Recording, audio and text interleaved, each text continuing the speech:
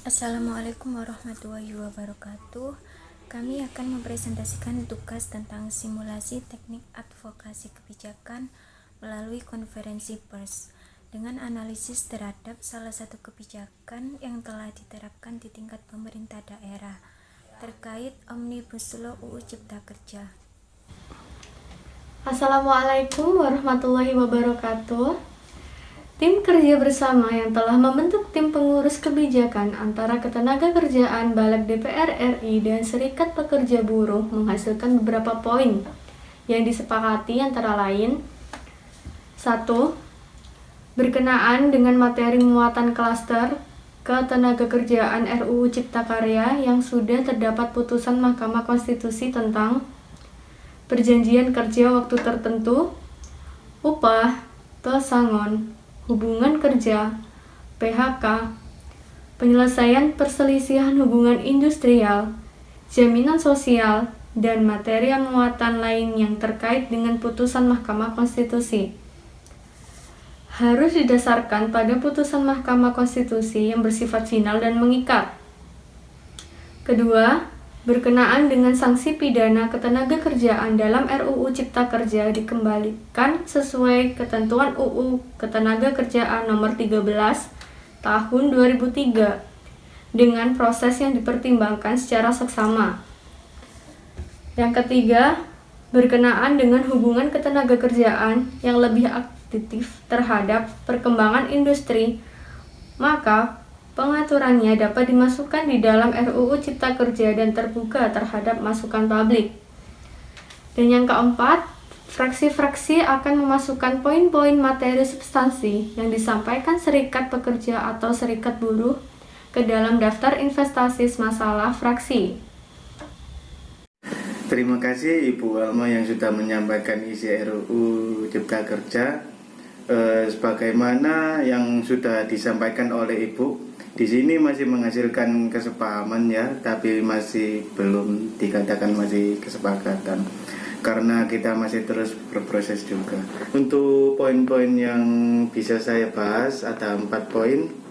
Yang pertama soal yang mendasarkan materi muatan klaster tenaga kerjaan RUU Cipta Kerja dengan memutuskan Mahkamah Konstitusi berdasarkan 8 keputusan MK menyangkut ketenaga kerjaan, yaitu perjanjian kerja waktu tertentu, upah, pesangon, hubungan kerja, PHK, penyelesaian perselisihan hubungan industri, jaminan sosial, dan materi muatan lain yang terkait dengan keputusan MK.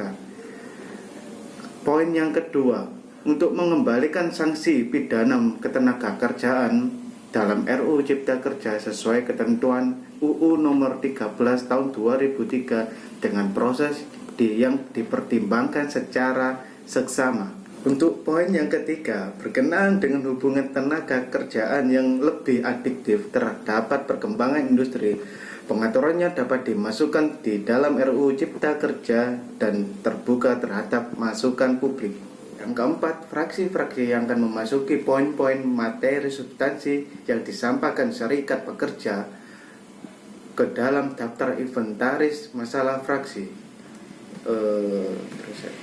Kita memahami pekerja dan buruh setuju agar investasi masuk secepatnya, izin dipermudah, hambatan investasi dihilangkan, tetapi secara bersamaan klaster ketenaga kerjaan adalah klaster perlindungan buruh seluruh Indonesia.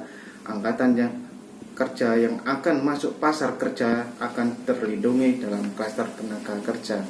Terima kasih. Bila taufik wal hidayah. Wassalamualaikum warahmatullahi wabarakatuh. Pemerintah sangat berkepentingan menjaga keseimbangan semua sektor. Salah satunya sektor tenaga kerja. Nah, kalau kita berbicara tentang UU Cipta Kerja, cakupannya pada semua sektor tadi. Yang jelas, kita lihat dari dinamika ekonomi. Saya kira pemerintah manapun akan berpacu untuk mengatasi perekonomian. Karena itu, pemerintah kita, apalagi kena masalah pandemi COVID-19 ini, kita sangat membutuhkan UU Cipta Kerja.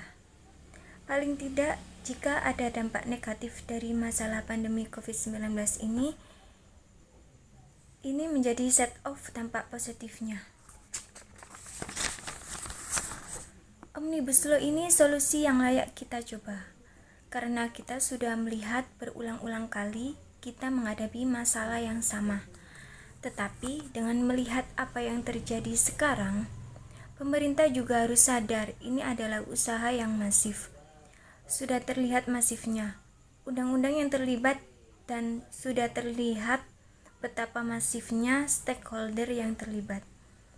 Komunikasi harus menjadi strategi yang utama bagaimana menghubungkan antara stakeholder yang terlibat.